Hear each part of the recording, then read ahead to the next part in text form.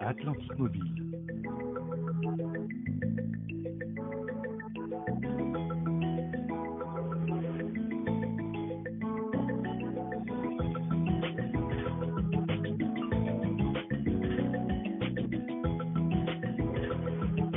Atlantique Mobile est disponible sur Google Play Store pour les dispositifs Android, ainsi que sur Apple App Store pour iOS. Totalement gratuite, Atlantique Mobile intègre des fonctionnalités inédites et exclusives, allant de la reconnaissance biométrique ou faciale à la modification du plafond de carte. Une fois téléchargé et installé sur son mobile, le client dispose d'une application sécurisée, simple et agile pour piloter ses cartes bancaires et ses comptes, au-delà des performances classiques de consultation et de transaction.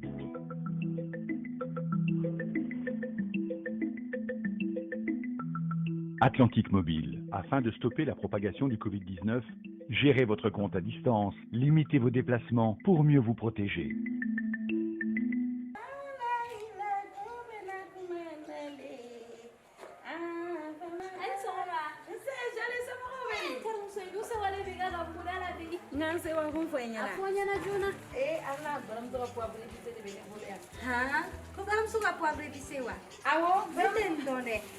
Baramuso kan poivre épicé an poivre day begele ibe nafa soro doyna ibo kelen soro na mais ni différence mais nafen tan fla de balila nafen tan fla wa nogolo kasa manni wa ni yaki ga dagala papa chéri ga abe soro fan jume ni me soro fan bere fe baramuso butigi no an nafen fere yoro lo ibana baramuso fere ga la fen fege e go wole bani ba so intermuso ni ko ni sigite be ble jonga boli ga ta baramuso ba ko ikeli ale sina ko na ya so ka Baramuso ka poivre épicé n'a ka poivre simple bɛɛ ye dans fara mun b'u cɛ poivre épicé kɛfɛnw de ka ca ka tɛmɛ poivre simple ta kan wa épice 12 bɛɛ de kelen bɛ k'a sankɔrɔtan. Baramuso i ta i ka ko Let's go.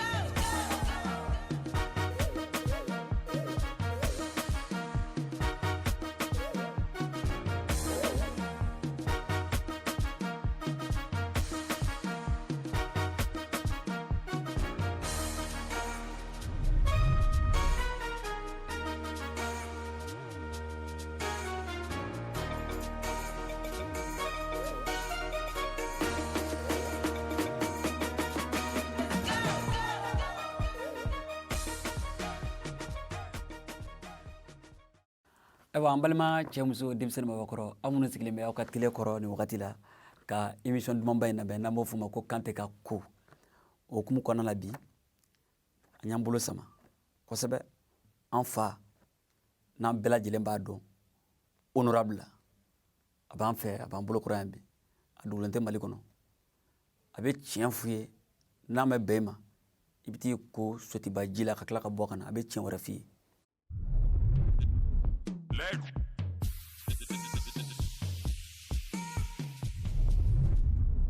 Honorable Gassama. Merci Kante Iniwula. Ouais, mbifo ki wala nyumando. Bon tonton an kɔni b'a ye honorable Gassama mais an kɔni tɛ tɔgɔ in yɛrɛ dɔn an t'a dɔn tɔgɔ min don n'a sɔrɔ i bɛ se k'i tɔgɔ fɔ an layɛbagaw ye nin wagati la. Merci beaucoup Kante. Mbalima lamɛbagaw minnu bɛ Mali kɔnɔ ani Mali kɔ kan an tilenna hɛrɛ la an bɛ wulada la Ala ka dugu ɲuman jɛ. Ne ye honorable Mahamadou Hawa Gassama jaabi ngolola yelimani Serekili la nga dugu ye Komawulu ye nga commune ye Tambagara ye nga Serekili ye yelimani ye mbe bo première zone ka k'i faso fɛ limana de don yelimaninkaw nana jateminɛ kɛ ko depuis indépendance kɛra député kelen de bɛ yelimani mais changement kɛlen 91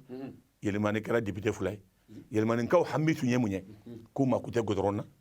u mako tɛ dɔgɔtɔrɔso la u mako tɛ lakɔliso la u mako tɛ robinet la an ka sigida laadaw tiɲɛna laada juma ninnu don dugu sigituma alimami dɔnnen don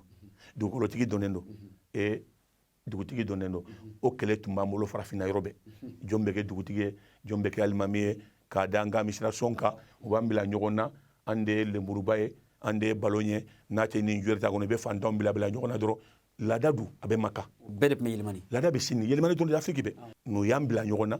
an bɛ ɲɔgɔn faga kalon kan yelimaninkaw ka hakili jagabɔ la ko sisan kɔni ni député kɛra 2 ye ante fere ga nga mo godota mu be se ka tinya fara wolo fay be benanga ka fo gasama diplôme tabolo ni anglais ni français mais abe se ka tinya fara bange bagawi uyenta bref nga mode campagne munye ne ma ke ibe ga nyogonyo ibe ga mode campagne munye ibe ga programme mino fe maningawo c'est Mali d'abord c'est honneur de Mali c'est bonheur de Mali je vais lutter contre la corruption je vais pas négocier avec les rebelles voilà aka programme yeni de aduru ama kelen sige bon maintenant ko minne ma ko yala ibe ke député kalambali kibe munge ngonta kunye munyi ma robine fode ko ngalla daw sebeti ko ngati nyafo ne du nyen kala la nate ne ba minye kano kolontenke niye kambambo kasindima ni tinyata bolomba fo ala inde me yelman gatul bengana uyenta muna duguje kele bana yelmane alimamia kele bana dugolo kele bana muntu ngacha nanna we furusaye ambe betatu ngala musomanu frutesa ni letri chira ta jabi ubavo ko musomanu be kono da ibi furusa ne ko yelmane ngawma na soro tere TGB mi be France na be sega nani cheu ka deunye ute ku TGB kono muso de kono ni TGB kono ta c'est ça clairement donc anga furusa furu degalendo aka safana degalendo ala e noya o fana bana yelmane wala kube say kante kuma blala net me say mandala sam mugani saba esayma mbode kono fala nana nyina irana ningo sam mugani saba mogoda ba ko pourquoi sam mugani saba manda e senga e kati foire elis be combien 20 ans plus ya ka coup d'état plus que jongunda ta o jaro yede o do faraka mbi ala fo ala iniche sam mugani saba inkodo ala e femba kene ngakene nina madelika nyanamini madelika fono madelika fo ngongolo bendimi fulana nyemunye ala e fonde dongolo la ngadi maleunye ni chimi fo maleon balame mais maleon fo l'intérieur comme l'extérieur bravo le peuple malien merci mbufo muna ndunta do konne kadi maleunye fo nye député abla député que meni binan woro ode ba assemblée la mais mali be ko mo fula be ko nuti assemblée la nyina ko assemblée te jonjo o kera ne ngoro ke Umaru Marko afla ni doni bayde wala to do be fo ma nango to fi de parce que maru mo kashima fi folo ne no fi mara ke we to do fi ni Umaru Marko ma ibaru ni fo ko kele dangelo très bien bon donc on fana ko kanye fato de effectivement katiya fo bi be ke fato de bon ne be malion fo ngoro ke to la ani che aga fa jo de nyima yala vraiment mbila bla ñeñi refo wala mon parcours ni diplôme te mumbo anglais français ya kila doro ko e gabade non ko dombe aywa an lama ba amunu sigilno ka tele koro ningi anga honorable re mangay mo ko sukant na saka wuli ka bo tele koro tuguni ka ta fo kite honorable ka parcours do ayalala ataxmana akalana ay jien yala ka jien don ka senge ke ka senge don o hokumu konna na ka tien jala fo o dugudul dala kata ka ke député honorable ne be feka nyingal do tengwila wakati do la nyaayi i boray kmara ya yira ka fo ko ebi simboti parce que e doke i fene be boy ka place di doma wala sa o fene kana nyogonke merci beaucoup Kanté mais mo ci ga samu gan sabake ko kelena ki ka la toy ouais mais nikera gabay même Umaru Marko je l'ai dit je répète nya fo nganga na ta élection na parce que ne afo ka damunga mba kalama nyamiri nyembolo nya shiro metike maboy donc ne dunya famu mana sani be kanu har nangi angana da 100% na de har neni Marko mana 200% ga ante passé o dum bena ke munye wole ki ngaboni portubaye ou be amfli ni fenêtre ne adabo kama nga change de génération ma anyogo ndemise munu mba fe ka dege nga laje afana kana mais ci ko ke mogodo be sikana ne ko fe o de ngala nyine o ka baraka ilmane nga har nan tumbaro pour gagner kasama bela samuka antum be kandeta o la nyine mbilala sabana nan nyemunye conclusion nyemunye angati nyavo ya nshirana de nshirana muna maloya horonte maloya ve on joda be fonne magasa ma yemu ke horonyala fanka kito andoko kono kabila na made ka ngadi mo ma kanga di nemade wala impecante pourquoi nyina ne ko vraiment n'était présenté pour terminer encore mba fo maléu nyana je dis j'assume sinangage que moi assemblée koro yemunye député koro yemunye mono de fo maléu nyana député ka sanganyo di mo ma asika député ka sanganyo jo mo asika furu muso furu mo asika colonge mais député koro yemunye quand je demandais je n'ai pas été à l'école j'ai dit mais pourquoi on dit élu des peuples ça veut dire quoi tu es avocat des peuples maliens, tu es leur avocat, tu es leur garde-corps, leur défenseur, leur journaliste. Il y a ces bas de Nifine Benawolibi, Bolo Biruka. Il va falloir l'état maninteke, ni mani. C'est le bonheur du peuple. Donc, nous, ne connaissons pas Tchike. Ben, ni Jacques, Bomakoya. Ningombinga Baraka, Bafo, Kononteke. C'est lui l'avocat des gouvernements, c'est lui le défenseur, c'est lui le garde-corps. C'est quelle assemblée? Député, c'est la question pour ces ministres. Abi négocier avec Koumatigila. Je donne un exemple avec Salfou. General Salfou. Ministre de la Sécurité. Neko, quand tu es et marqué de jouer là, n'a pas de stade de Kata jouer, voilà, je l'ai pas terrain. À l'habitude, mais terrain, on avait ballon joué. Ah, on était ballon joué. Oui, mais il y a qui c'était dans l'habitude. Ne me suis interpellé. Allez, droit à coordonner et n'intangue n'dague. Mais il y a qui devait Koumatigila. Et jusqu'à arriver, maman. Il est sécurité, il a 60 ans qui va la sécurité garantie. Mais ne m'a dangali ka fangala, ko dangali non, aller de mbalinganga devarike. À quoi ben bois assemblée qu'on quitte c'est. C'est rien de bela, anya suspension que moi son résultat bokante. Aka aja on kono ante seka magaza mala basi l'antenne de faire son devoir. Et de manganga balaka komafo. Hein? On est croyé assemblée bureau ko ka jotala. Mais moi imagine ne do kuna wolo soro ikono ils avaient raison. C'est ça la vérité. Bon, est-ce que kanto jamakulu kono ne beska to la chukodi mo mi bangena beba fo ko ikasama be assemblée la do yere fendo fo nyana ko na fora ko ne be assemblée la ni naga turu bila la déjà de maté mo wote sino ba bebi sigi kono bon ni tsega moné bo malé on a mbetire le ko kada ça surtout que torque gasaba ça ne français ay blokutala voilà un peu pourquoi nina ngondetera mais matra munanyire ado ko jaga intelligence mimbena ninga famille on a fait bonne décision. Non, tu m'as fait vraiment 24 ans député, réélu. Voilà, 23 ans, ça m'a dit ça. Mais nous, dans la méga, nous avons 3 mois député. Voilà un peu, voilà, nous de réfléchir. Mata, quand vraiment, c'est pas autrement, faut y et voilà un peu taqué. Vraiment, Adjara, Allah va Djaglou. Alors, quand on est là, on bela djele sigilembe télécorone watina. Madongoni, honorable Koni, Aïtale Weleka plateau, quitte la FIA. Honorable, Amaklan Journalibi. Aya yi ka viro do fenna ka président Elaji Ibrahim Boubacar Keita ka to ka fanga konnana iya foko i kan ya krefe kosabe ka kangi e gerala e nyogna de kan ya krefe hakla jumay bla ko fo ne yo foka damunga yelimane ibeka échange do soro aka ministre do tumbe Malika Loucheni ministre de l'énergie depuis le temps colonial yelimane ville utolo bengana a jiko ga gele ji abe cour de sanve jité jigilini do beta barake do beta wotoro takada jifere tellement fe borogo keme fula ni bidu tellement ga jigo ga gele bon ala ke maliku senana trafura sikedro ay jisro il m'a dit wula o ma sarane la kubeta foli ke ibekama c'est ça un député ne kelento ne ni koleke do tundo ta to fo ngo kanga mo na kale takala mo kanga tango no e mo be boli ka kola wa ngo ne be blunya parce que je suis leur porte-parole ndu fanda ko bismillah maison de jeune là o yona ko fonye ngo awna na muna horonyado ntara o de lango ibe kama ngo merci o digira dola nyinto lango president ne kanyi krefet wallahi mbakala man najera hinabala abe malife wallahi billahi jina me munyaje ama be jonyo nyumama me do fana e fendo fana vokate mo lame ateso akila me kurkan fugade wala sonyeta na e kuma me fo haraka fami ko mo sega jabi ni bo sigita la dro ate woloni heray ngo president ne kanyi krefe mo hakila ko meta da ka pari on tarawa ibe ka ko misidi bakono Mahmoud ko ni buye ani Cheikhou Lassana Kane ubaka ka munke ibe ka chide uma bela kondulale a genyele mbe atara misidi bakono ko kekale silama u de sigi fangala pe manshigi ni fila na ma fo ma yanfa uma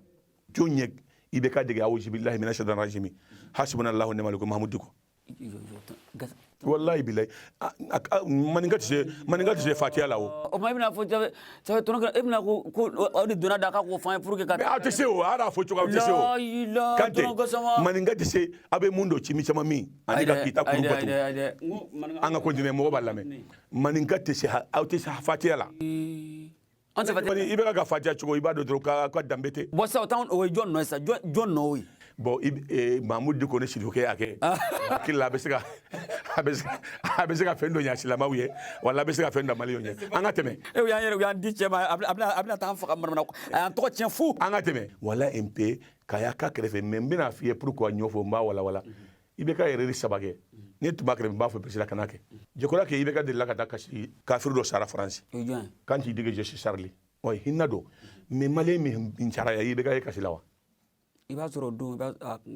oui d'accord a fɔ kɛlɛ fulana i bɛ ka delila ka avion ta yan ka avion ka taa yala Gabo ko Mori Bongo sara k'a ka 100 ans anniversaire a sale sabana tout derrière la il la dɔrɔn a y'an ka avion ta ani référé taara ni kɔrɔtigiw aw ɲɔgɔnnaw ka taa Mauritanie i bɛ ka a ye ka ni mandat a ka voyage fɔlɔ ani dɔnkilidalaw ni théâtre bɔlaw ni kɔrɔtigiw de taara Mauritanie n'an ka avion ye ka sɔrɔ Congo b'an ka sɔrɔdasiw la ka sɔrɔ minɔgɔ b'an na ka sɔrɔ kɛlɛkɛ marifa t'an bolo ne tun bɛ n'a k'a b'a fɛ n b'a fɔ kɔrɔ kana kɛ e mɛ bɛɛ lajigi non ayi a t'a idée yɛrɛ ta n ko président n'a ka dugutigi n'a ka conseil kɔrɔ ye mun ye i k'i bilasira ɲɔgɔn kan n'a bɛna idée min ta a b'a fɔ n b'a fɛ ka nin kɛ si c'est bon pour son parcours i b'a fɔ président non c'est une bonne chose mais n'a man ɲi i b'a fɔ a man ɲi n'i ma mɔgɔ sɔrɔ mun b'a fɔ ɲɛna c'est pour ça que i bɛ ka entendre beaucoup de faire erreur laban ye mun ye a labanna o la a fɔra i bɛ k'a ka démissionner n bɛna fɛn dɔ fɔ ɲɛna kan tɛ bi mɔgɔw ka lamɛn dɛ Mali tana Mali ka jinɛ balen bɛ mun na fanga la n tɛ démissionner n bɛ exemple d'i ma Musa Traoré de la k'a fɔ Maliɲɛw ɲɛna ko n tɛ démissionner a labanna cogo di surtout Musa tɔgɔ n bɛna Musa tɔgɔ saba f'i ɲɛna dɛ Musa bara ko je démissionnerai pas avec moi n tɛ taa yɔrɔ si a labanna cogo di Musa tɛ min ko a tɛ démissionner a labanna cogo di a bɛ bolo la voilà un peu erreur laban ye mun ye i bɛ ka ko ne b'a bila jɔn fa ka taa o ye président ka kuma ye ni maninkaya tɛ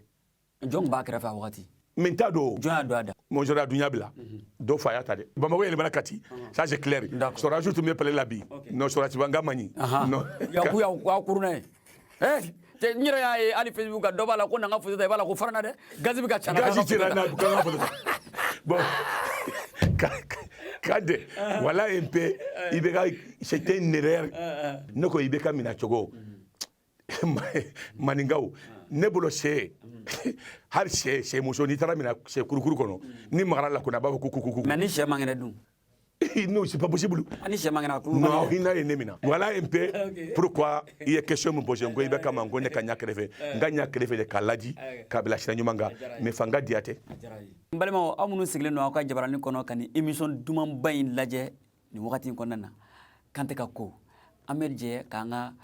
vidéo de la semaine k'o lajɛ ɲɔgɔn fɛ ani tonton Gazama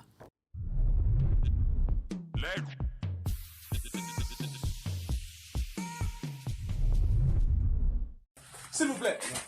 Alors, ok, bonjour. Bien. Comme une conférence banna sans.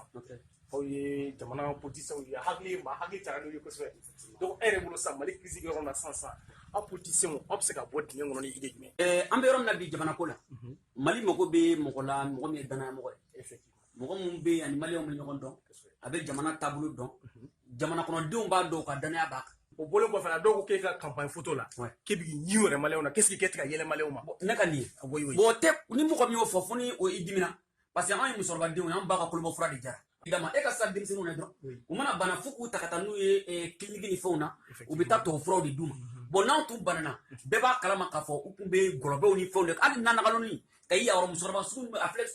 sugu falajɛ sugu kɔnɔ nin u b'a fɔ ma ko minata finma non n'a tun fɛn mana minɛ a b'a ci donc ne ka ɲi wɛrɛ fɛnɛ tɛ dɔwɛrɛ i ka yɛlɛ faso denw ye ka nisɔndiya o ka fisa i k'i ɲɛ kun dɛ sinon dɔw ka ambulance sanfɛ bolokuruw ni busanw ni gabakuruw bɛɛ bɛ dɔw ta kan donc sisan ka kuma laban e bɛ mun fɔ maliyɛnw ye bon n ka kuma laban bɛ yɔrɔ min na bi k'a fɔ maliyɛn bɛɛ lajɛlen ye vraiment n'aw ka danaya kɔni bɛ ne kan ne t'a fɔ mɔgɔ ka voter ne ye ne t'a fɔ mɔgɔ ka ne ta mais minnu bɛ kuma caman ba la Facebook ni fɛnw ka boliboli la a kan'u lamɛn dɛ non parce que n'a bɛ jɔrɔ b'u la bon ne dun ne wolola alhamdulilayi rabbil alamin k'a sɔrɔ fɛn m'an fin voilà ne ma fɛn nin ye n yɛrɛ ka jɔn tɛmɛ monsieur ko bamanankan sa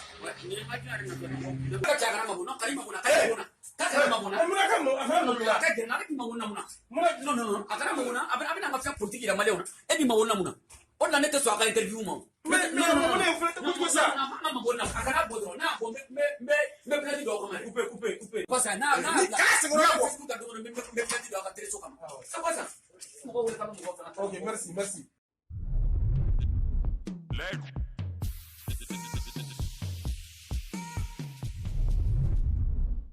tɔmɔ Gazama n'an bɔra o kɔnɔ an y'a mɛn ko aw bɛ ɲɔgɔn ye ba la maliyɛn bɛɛ lajɛlen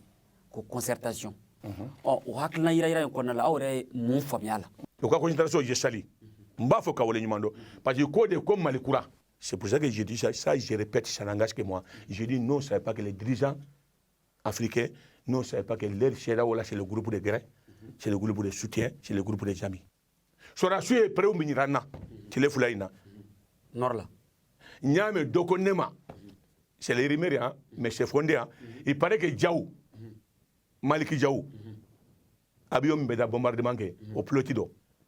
Susuli Minkera Nara, allez les avions Tassou Fekata, Jadoussou bombardé. Djaou Killing. Asimi, Abe Fendo Mafarado, Harnia Ibado Mafarado. Donc, il faut faire des démissions. Où est mon bonnet les Foulaïna? Corona Bisla, il m'a fait quoi en Kouruvega? Ne ɲɔgɔnna kamalema n ko mɔntero ka taa yala dɔ bɔ tɛ wuli u ka da la mais u ka su fɔlɔ y'a image ya donc e dara jona de su filanan ne ma taa ni mobili ye o kan tɛ ne ye n ka mobili de faga parce que n y'a ye gosili min da su fɔlɔ mɔgɔw kan wallahi bila ne ye fɛn dɔ ye a ma da n hakili la ne bɔra Sumela ka sɔrɔ ka taa fo Jelibugu limɔgɔ ma limɔgɔ ye sira an ka tiɲɛ fɔ ɲɔgɔn ɲɛna an ka démission to ye vraiment k'u ka fanga gérer élection natɔ dɔn politique mɔgɔ bɛɛ ka ti prêt 23 oui transition mana kɛ hakɛ min ye bɛɛ ka ti prêt o de tiɲɛ ye i y'a mɛn k'u ka ɲɛ kɛ président ye n ko Mali a sabali a kana n coron ne diplôme tɛ ne bolo kan tɛ ɲɔgɔnnaw ni directeur ɲɔgɔnna n'a taara ne bila ka taa ba fili warabaw cɛla i bɛ ɲimi donc ça veut dire que tu es anti-cahier maninga yɛrɛ kɔnɔ an ye barrière k'aw la an ka duwawu kɛ i bɛ ka kɔfɛ Keitala ka mɛnanba dɔw bɛna ɲuman kɛ ala kana Keitala ka yɛrɛ balo k'a fɔ a bɛna an ka fanga da ala kana di maraka fɛnɛ ma nin digira marakaw la kojugu fanga tɛ kan tɛ anw ne kɛra Modibo Keita a bɛ kulo ni Modibo Keita ye n'o dɔgɔnin nana n'o ma se ka ɲuman kɛ to a dɔgɔnin dɔ fɛnɛ bɛna o bɛ ɲuman kɛ pour que k'an ka juguman datugu a dɔgɔnin ɲuman a dɔgɔnin ɲuman n balima aw minnu sigilen don hali bi an ka Jawaranin kɔrɔ aw yɛrɛ ani tonton Gassama honorable Gassama donc sani an ka bɔ kuma kɔnɔna na pewu tonton Gassama i ka kuma laban i bɛ min fɔ maliyɛnw ye ani denmisɛnninw ye ani min bɛ se ka anw yɛrɛ bɛɛ lajɛlen bɔ nɔgɔya ani ka foli laban i b'o fɔ an lamɛnjɛkulu ala de ye nin latigɛ maliyɛnw ko nin wagati bɛ se nin ma a fura tɛ mɔgɔ bolo hali bi an mako bɛ duwawu la kan tɛ an tɛ da jarabilen don ala ka Sumayila ɲuman nati bravo les Maliens l'intérêt commercial hali bi sali kɔnɔ u y'a kɛ rapport kɔnɔ pour libération de Sumayila ala k'a to an ka don da kelen fɛ an ka bɔ da kelen fɛ n tɛ se ka bɔ kuma la ni ma foli bila Malien de serment ma an ka tunkarankew u ye baara kɛ dɛ jagoya marakaw e bɛ taa yen u y'u ka nafolo don a la hali bi u ye biye tigɛ ka na an b'u fɔ k'o wale ɲuman dɔn u bɛ nafolo min don Mali kɔnɔ bravo et bye bye o tuma la an ka jɛ ka ne Kante yɛrɛ cɛkɔrɔba den n yɛrɛ ka wuli ka n bila n filanin dɛbɛ la Kante ka so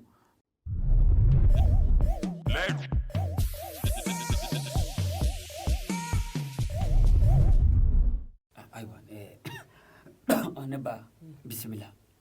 karamɔgɔ yeli kɛra ne bolo nkalon ye bi karamɔgɔ doni min bɛ ne dala bi ala dɔrɔn de b'a dɔn ne filɛ nin ye ne ni n cɛ bɛ furu la nin y'a san 5 ye su ma ko dugu ma jɛ ne ni n cɛ ma kɛlɛ denw b'an cɛ an ma deli hali k'an ɲɛ kumu ɲɔgɔn kɔrɔ furu in kɔnɔ ne cɛ de filɛ ka wuli tilegan dere ko fɔ a ka musokɔrɔba san 50 fara ne kan karamɔgɔ n dɛmɛ ni muso in kana fara n kan koyi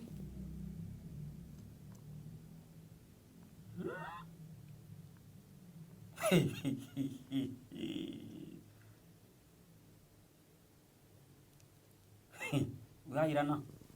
muso in filɛ nin muso fasalen don dɔɔni o yɛrɛ de don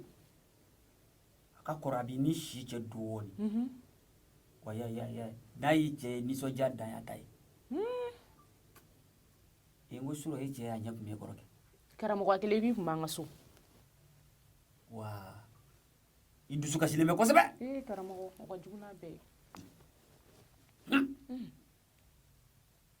a ye doni ye muso in ka kare kɔnɔ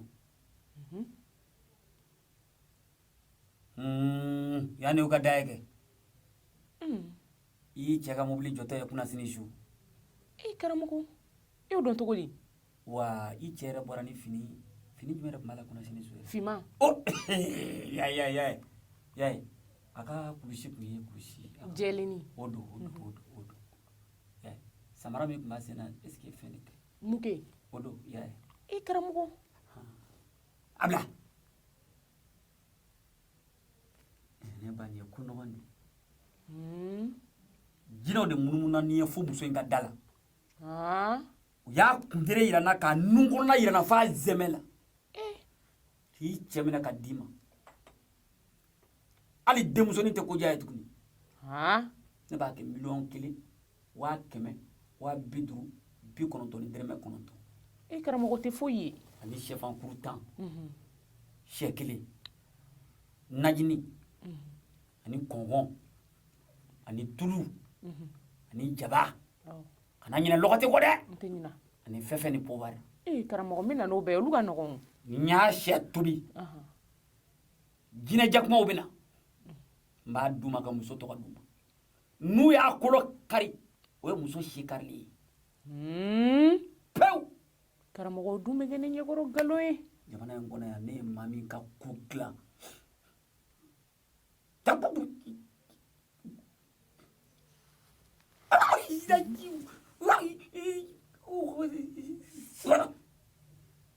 ni y'a dila n ka jinɛ dɔ ma u b'a fɔ ale ma ko namaramundi nin ye ko dila ale ma n'ale de tun bɛ kuma la tan ne ba n'a y'a sɔrɔ wari b'i bolo a teliya sisan o tɛ bila ka sumaya yɛrɛ karamɔgɔ i hakili b'a la muso min nana yan nɔ tantɔ muso min nana karamɔgɔ f'i ko k'a bɛ jigin filanin na tantɔ a ye den kelen de sɔrɔ a sara karamɔgɔ i ko i bɛna cɛ min ka izini kɛ 2 ye dɛ a ka izini fɔlɔ tasuma wulila la a kɛra ne ba n ko i cɛ ka fɛn ko in an b'o kuma de la karamɔgɔ i ko cɛ min bɛna dutɔrɔ jɔ fo ka du jɔ a donna ka du jɔtɔ kɔnɔ dɔrɔn du bɔra ka bin a kan fɛn i cɛ in a tɛ se ka muso in ta ni baara in kɛra karamɔgɔ e ɲɛna n'i cɛ tɛ baara in karamɔgɔ i ɲɛna wari in tɛ ban cɛ ka mobili min bɛ k'a ko tantɔ f'a taara premier port sanfɛla la tantɔ volant tigɛla n'a ye a bɔra ka bin ba kɔnɔ ne ba a ye baara k'olu ye a ye baara k'olu bɛɛ ye a ci man di karamɔgɔ komi wari dafalen tɛ n kun a ye min b'i kun o di ye a ye n bɛ denmisɛnnin dɔ bila komi juru man di ne ye o bɛ na n'a dafalen ye i y'a mɛn e ma sɛ dun sɔrɔ sɛ baadiba a jara o jugu darakala e ma sɛfan dun ne ye cɛba baadi min dun wari min kɛra sa i b'a da dɔn i t'a da kadi sura a ma deli ka fiyɛ o sura ne ma kɔlɔnni fili n ko dɔ bɛna ka lajɛ a tɛmɛ i y'o mɛn e ne b'a ka lajɛ a kadi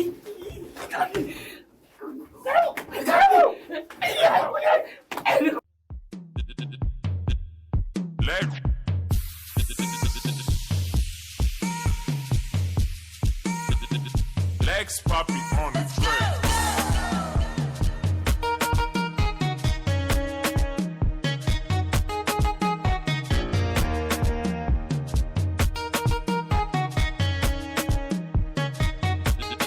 Let's go. So, baramso, mama bi pariga to binige. Baramso itaiga koye. Tubakono ali sugula. Baramso, baramso itaiga koye. Mali muso frafina muso. Ataiga koye, oya. Ase wale, baramso yanga nauja. Oya. Ase wale, baramso yanga gauja. tuma dɔ la aw mago tɛ sukaro caaman b'a la zango temigirɛnw ni kafe wuliyɔrɔw la baramuso y'o de dɔn ka sukaro duruduru forokoni o ni tantan forokoni bɔ n'i sɔmin'ale la i ka tɛ bɛ kɛ a dan de ye bari ka fara timiya kan baramuso ka sukaro forokoni bɛ gu min di te ma o de bɛ ka lakali dugu fan bɛɛ wa siga tɛ sukaro in saniyako la e ɲɛ t'a lasagoko ɲuman na baramuso i ta i ka kow ye Atlantique Mobile.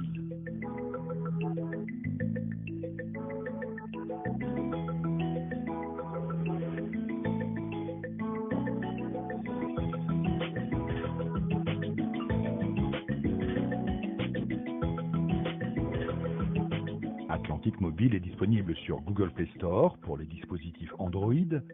ainsi que sur Apple App Store pour iOS. Totalement gratuite, Atlantic Mobile intègre des fonctionnalités inédites et exclusives, allant de la reconnaissance biométrique ou faciale à la modification du plafond de carte. Une fois téléchargé et installé sur son mobile, le client dispose d'une application sécurisée, simple et agile pour piloter ses cartes bancaires et ses comptes, au-delà des performances classiques de consultation et de transaction.